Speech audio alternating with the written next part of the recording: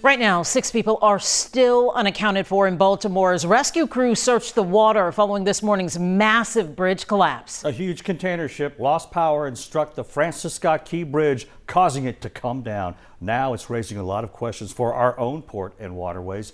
Texas home to 5 of the top 20 maritime ports in America by tonnage. And new at 5 o'clock, Sherman Chow is looking into our safety closer to home. She joins us live from the newsroom with what she found. Sherman? Yeah, Mia, the Port of Houston is the nation's largest port by tonnage and, of course, a hub for the petrochemical industry as well. So we spoke with the president of the Greater Houston Port Bureau, Captain Eric Carrero, and he says there are some key differences here in Houston that would make a disaster like the one in Baltimore less likely here.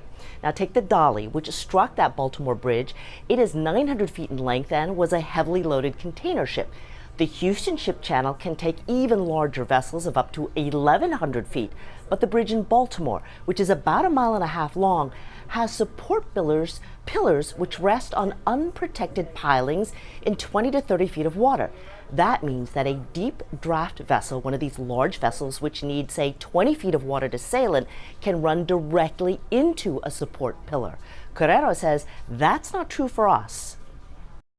An example of, for example, the Fred Harmon Bridge, the pilings are located outside of the navigation channel, and the water depth is about 2 to 3 feet.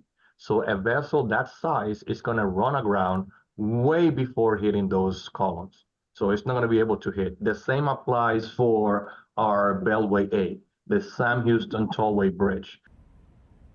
The Houston Ship Channel, of course, is man-made. The channel 530 feet wide, so relatively narrow, and our bridge pilings are outside that dredged shipping lane.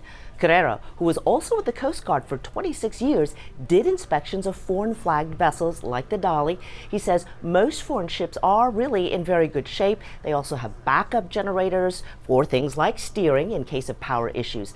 So he says right now, too early to speculate what might have happened in Baltimore.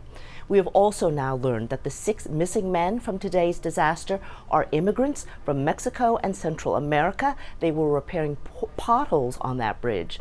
Meanwhile, we have just received a new statement from the Port of Houston, which tells us that the port officials have extended their condolences to the Port of Baltimore and are offering any assistance possible. Ron?